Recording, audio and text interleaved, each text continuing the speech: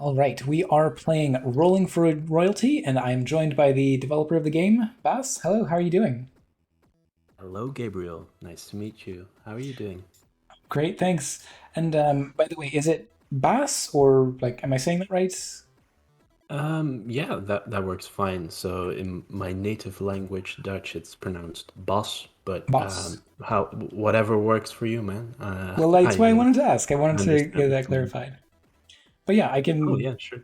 as long as I'm, as long as I'm not butchering it, if I say boss, is that Oh, that's great. That's phenomenal. Great okay? job. Much appreciated. So, well, let's get right into things then. You were the solo developer on this project. Can you talk a little bit about your background in game development?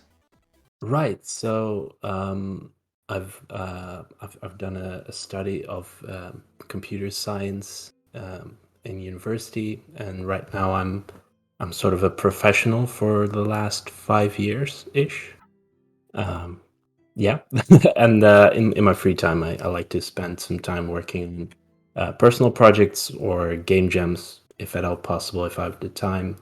And the GMTK game jam was one that I hadn't participated in yet, so I figured, why not? And here we are. Yeah, the GMTK Jam is definitely a big one. So, oh yeah, Yeah. similar stories lurk not lie. Yeah, hmm nice.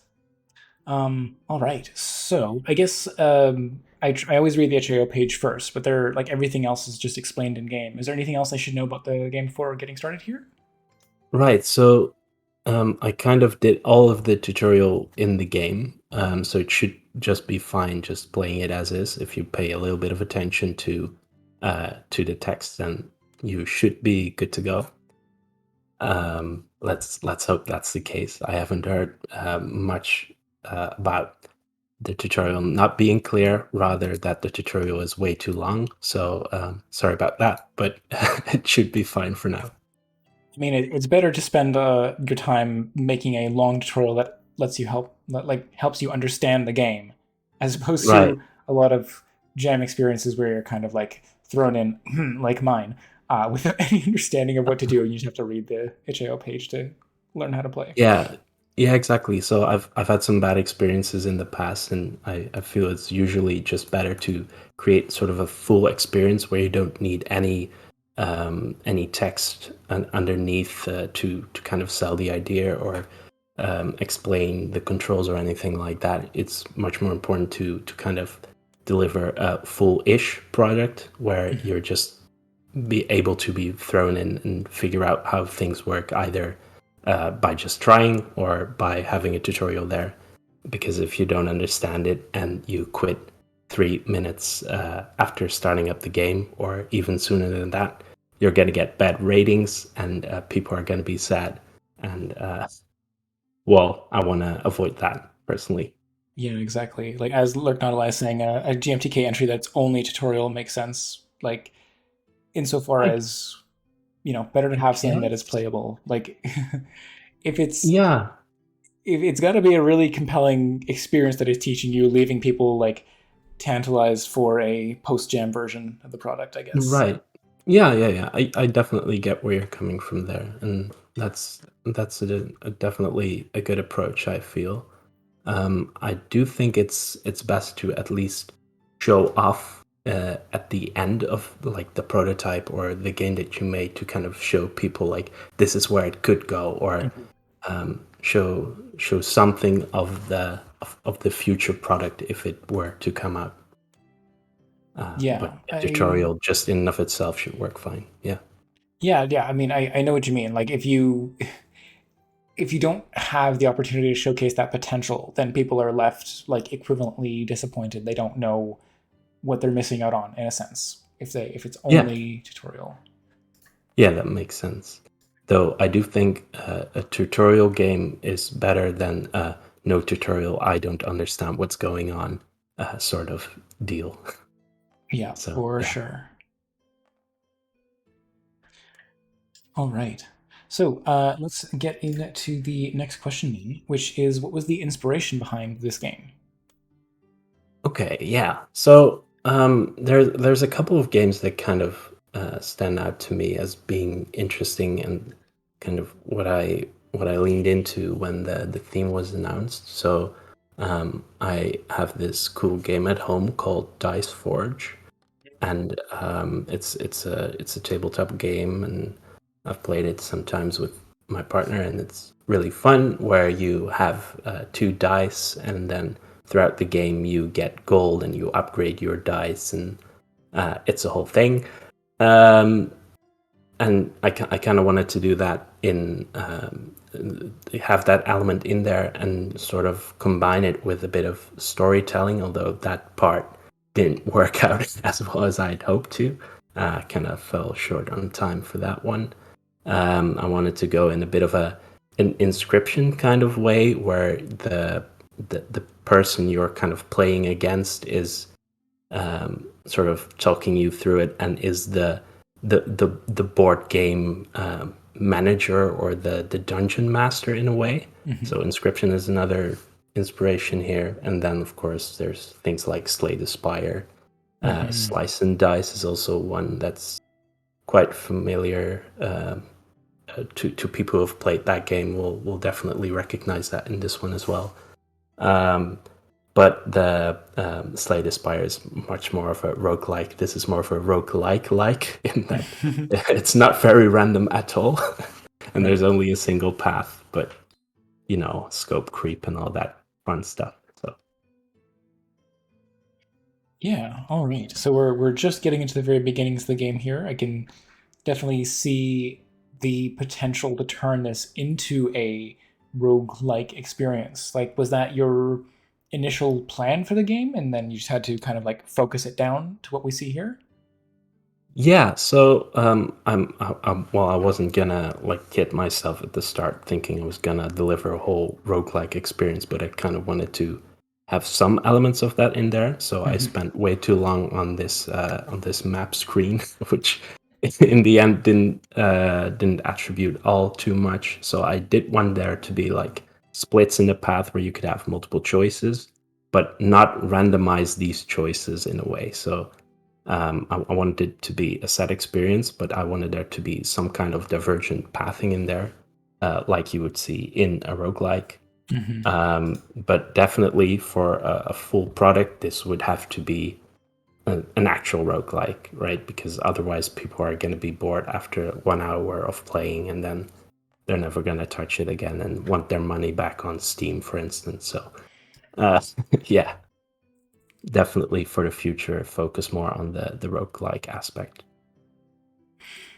Yeah, so does that involve like varying the encounters you come up with or what upgrades are available for purchase? Like, do you want to talk a bit more about what some of those ideas might be?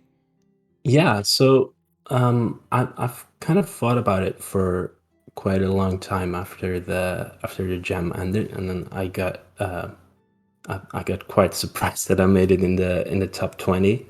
But I definitely want to focus more on the inscription, the storytelling part of it, where you can have like a campaign of sorts, Mm-hmm. and then have a roguelike mode. And this may already sound like what, two modes? That's already very much of a scope creep. But I think it's possible to do it in sort of a simple way. And then definitely have the variety in encounters, like the enemies you encounter would be different per playthrough, and the shop, as you can see now, after every encounter would have to be changed up as well. Mm-hmm. Either having fewer options after every battle and randomizing those options in a way, or just giving the player a selection of random faces to select from to put on their dice rather than just having all options available to you from the start and being able to save up for an upgrade without any risk of not getting it. Yeah, so I guess that it leans a little more into like right now I can I don't know how much money I'm going to be earning on subsequent encounters, but I'm just kind of like going with what I got. And Mhm. the idea being that I could um I could save up for those, but I'm just kind of hoping that I will earn more money down the line in order to be able to um, afford more stuff later. I don't know. I'm just Yeah, I get what you mean. Yeah, definitely. Um, there is definitely a meta in this game because well, it's not random. So if you want, there is like a tactic which will win you the game guaranteed without much of an issue at all. mm, But I didn't have a lot of time balancing. Don't mention it to anyone. no, that's fine. But but people have figured it out, and yeah, the idea is that you get way more money or way more gems, as I call it in the game. I Hmm. believe every time it's only gems because I didn't have a nice coin model in the pack, so Hmm. gems it is. Um, but yeah, definitely like the phase you've bought here, the AoE 3 damage. That one is part of the strategy, so you're halfway there already. uh, Oh, yeah. I'm assuming, yeah, like that. I realize that that's incredibly powerful if it actually does hit all three enemies for 3 damage. Oh, it certainly does. Yeah. Yeah, yeah, I see. All right, so I guess I can kind of see where the strategy is going, but I'm not gonna lean too heavily into that. I'll keep going with trying out some of the different faces. I'll Um, feel free to just steamroll the entire thing. I don't mind. It's just yeah, a way of getting into it, right? It's yeah, I suppose, huh. but yeah. So obviously, you have ideas for ways you could continue this, but do you like are any of these concrete plans to continue development on the game? So I think I want to do a bit of a more full release. First, I want to get more of the idea across that I had in mind when I started the game jam. So have more of a small campaignish going Mhm. on. I haven't started on a full release yet, but I've got quite a few ideas in mind, as we discussed earlier. And I think this can work like as a very minor-ish success, where I'm able to earn at least 2 cups of coffee if I manage to get it on Steam or something. Not that I drink coffee, but uh, I get the metric for sure. yeah. So yeah, I think I will make a small-ish game something that sells for like $5 to $7.50 or something. I think that would be a nice price range to sort of design around.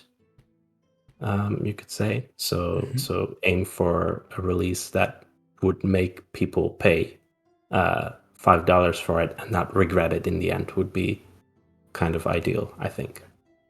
Yeah, absolutely. I think that's certainly a fair price, and like if you are designing for that in mind, like especially the replayability of it.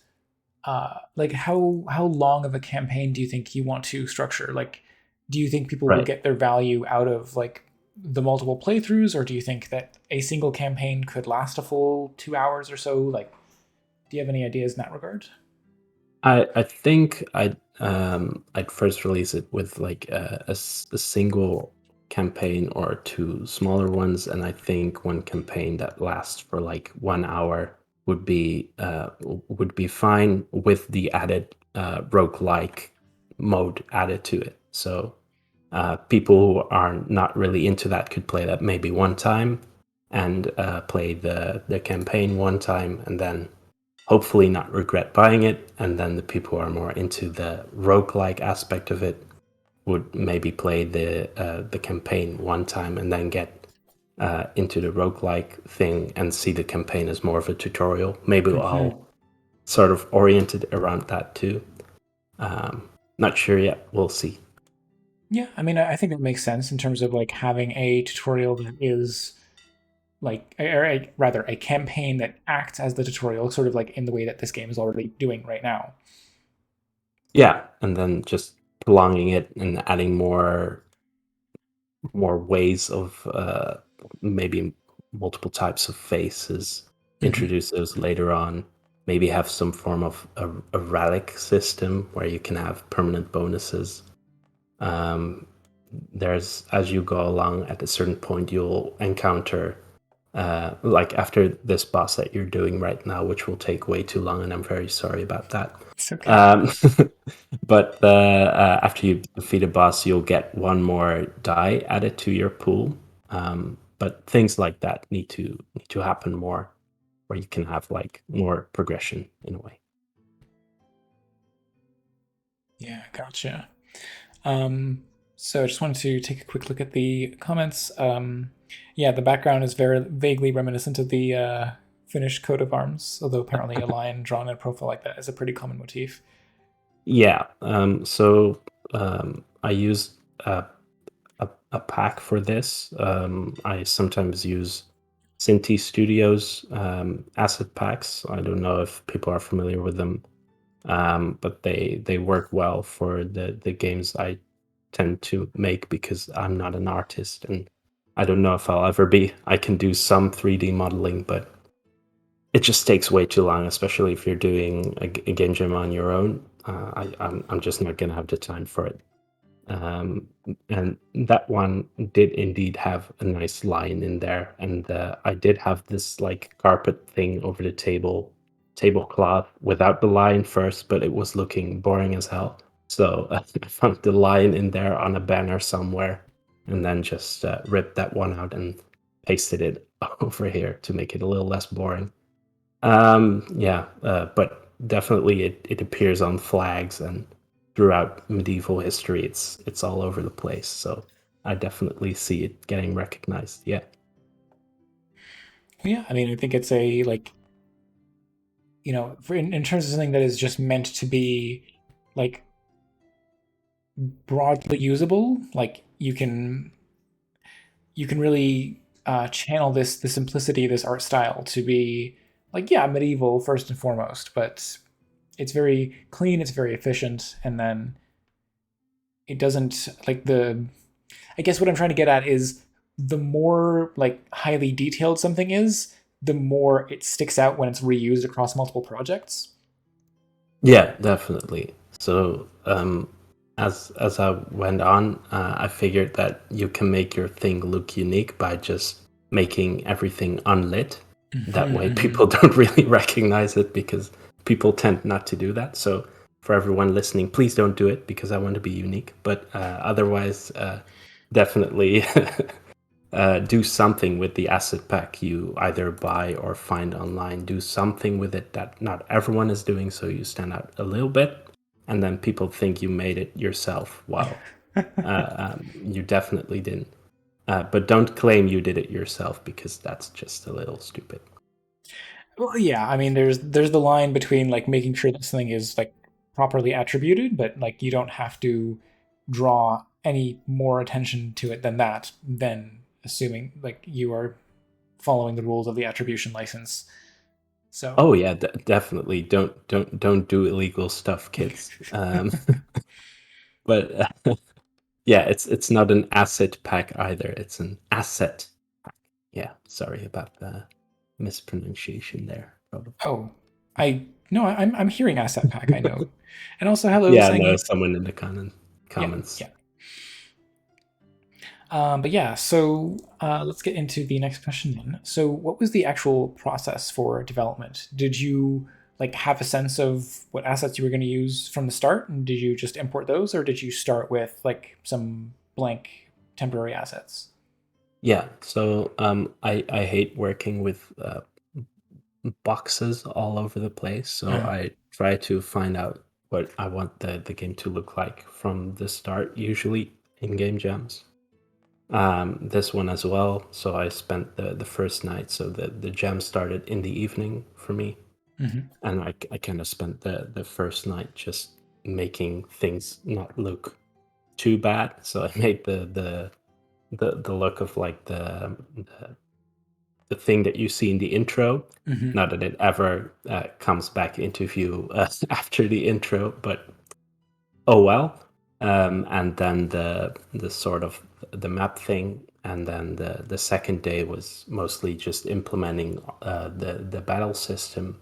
Mhm. And then a third day was sort of making everything work and not crash all over the place, and that kind of thing. So definitely not the best way to go for a game jam.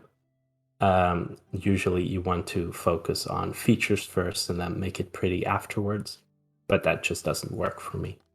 So yeah. No, I can understand that. Absolutely. And by the way, is the sort of dominant tactic in this game to have one die that is all AoE damage and then another die that is all times four?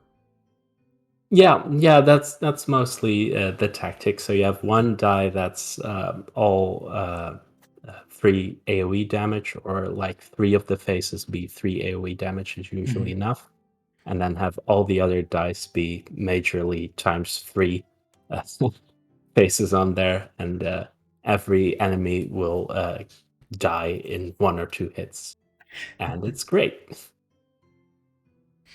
So, how is the enemy like? Is the enemy AI or like the attacks that they're performing really just a roll of the die, or is there anything like any fudged die rolls going on there? No, it's all quite fair in a way, as far as it can be fair, I Mhm. guess. So every enemy has their die, and I just randomize the rotation and then just kind of flop it down on the table. Physics-based system there, so it's actually fair as Mhm. much as it can be. Oh no, you're almost dead. Don't die. Well, I could have been a little more careful with the dice that I was selecting, but I'll pick a couple of healing points to try and stave off death. That sounds like a great plan. And Oh you boy. know the great tactic now, so if you do end up dying, you'll know how to proceed in the Yeah, I future. can do a fresh run with a reset number of dice. I think I well no, I need to hope for damage here because if I don't get damage, then I am dead. Yes, I die. Oh no. Oh no. Well, you tried. I appreciate it. But you at least risked it for the biscuit. That's good. Yeah, I have And a as all roguelikes go, you have to start from scratch. But I think this time you should be much quicker if you just go the nice, great tactic. And then you can also, like, the tutorial is auto skip now, so that shouldn't take much of your time anyway. yeah, absolutely. But yeah, either way, it's no problem. So there we go. Ah, good. All right. So do you have any recommendations in terms of like shortcuts for developers or any like clever hacks in the Unity engine you'd like to recommend? Yeah. So I made this in Unity. Um, there's people who are saying now that everyone should switch to Godot, and though I understand where they're coming from, definitely my recommendation would be for game jams at least, to not learn a new engine if you want to at least make something fun and playable, because that just doesn't work out very well. Just stick to what you're good at. As for clever hacks and useful shortcuts in Unity itself, um, it's not so much a shortcut or a hack, but I suggest people to learn a little bit about how graphics work.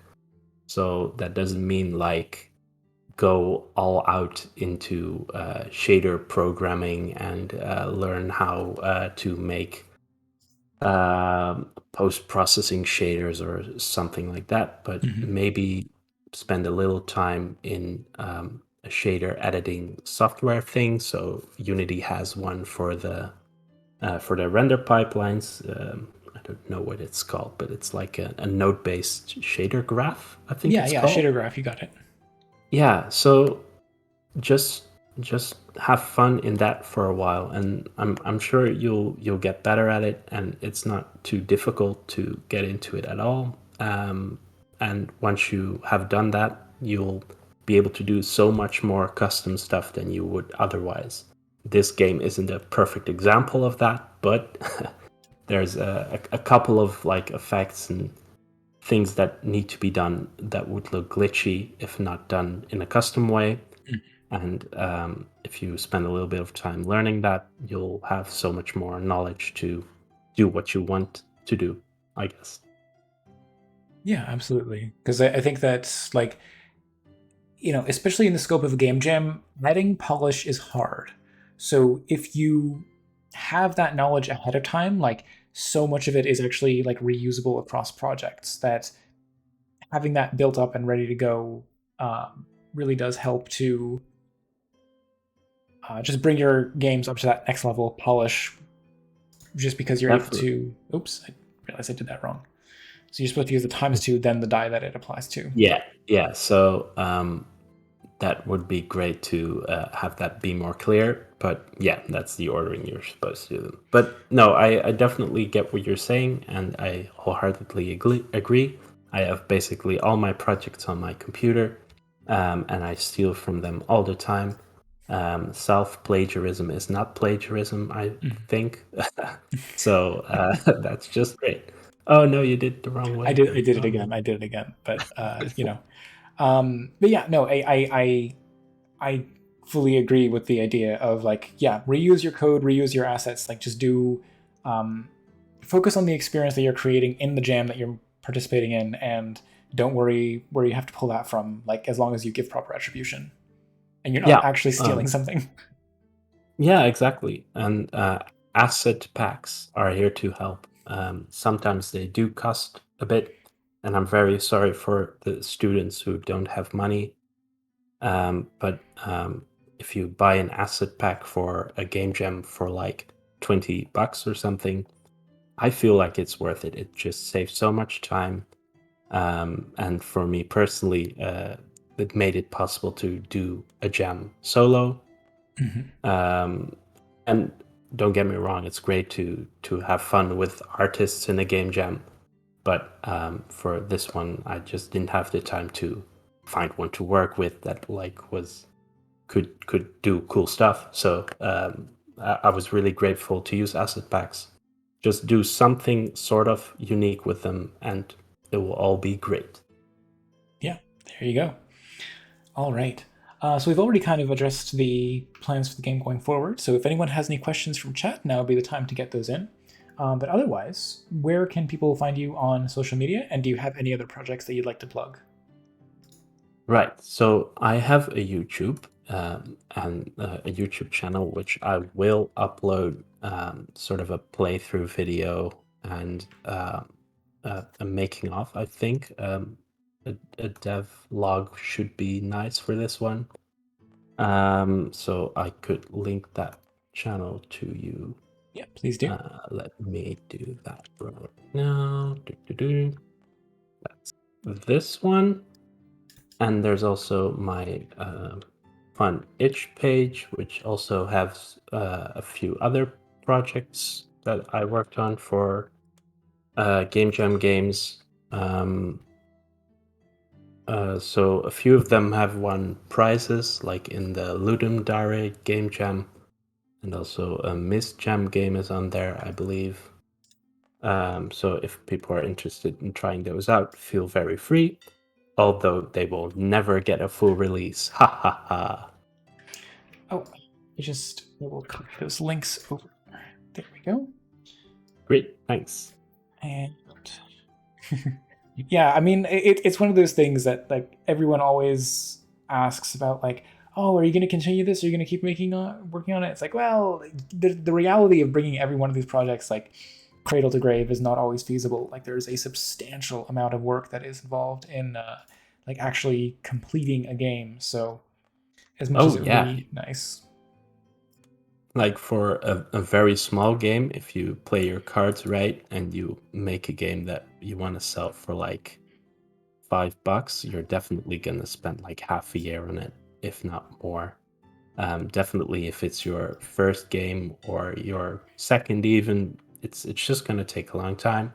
And the bigger the game, the more time it will take, exponentially so. So there's people who have passion projects who will work on it in their free time for 7 years before making a release. So you definitely want to be a little bit sure about what you want to make before you put in the time and effort. Yeah, exactly. And that's why prototyping and game jams themselves are so helpful in the first place.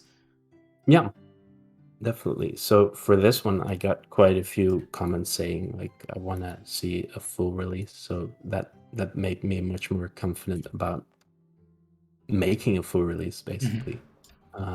If I didn't get those comments, this would just go die in a ditch, and that's fine too.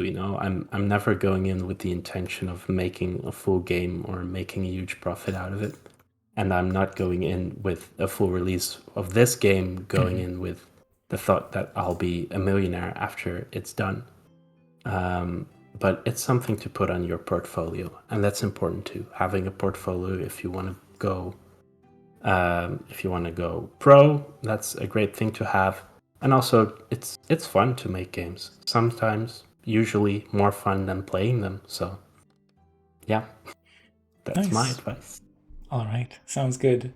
I know what you mean, though. Like, I've definitely made less and less time for playing games in my life as time was gone on, and just focused more and more on making them because, once you've got that artist soul, what can you do? You've got to express yourself. You got to make the games. Got to get out there and make it happen. Yeah, I do tend to find myself enjoying games less as well because I find the faults in them very like appalling. If I see something, I'm immediately like, oh, I wish they'd improved on this, or I would do this differently, and it kind of detracts from the fun I should be having with it. Uh, Yeah, I I, know what you I, mean. yeah, Sorry, go ahead. I wish I didn't have that, but oh well. Yeah, you want to just sort of like mindlessly enjoy things, and I don't know. I have games that I still like mindlessly enjoy. What do you think? Do you think there's anything that you have that's like falls into that category? Yeah, I guess so. I'm still a sucker for JRPGs from time to time. I'm sort of playing the new Xenoblade right now, which is pretty fun. Though there's a lot wrong with the game as well. Please don't hunt me down for saying that, but oh well. And I do play roguelikes from time to time just because it's an easy, like 1 hour experience. So things like Slay the Spire, Mhm. Monster Train, those are just great digestive walks, basically, but in a game form. Which I do enjoy because there's not a whole lot to critique apart from some balance things, but you get over those as you play the game for multiple hundreds of hours, and yeah. Oh Balance is well. really hard. Getting something perfectly balanced is very challenging to begin with. So I think that's also something that you have. Like the more you make games, the more you can appreciate just how hard it is to get something like that well balanced. So, Yeah, definitely. Yeah.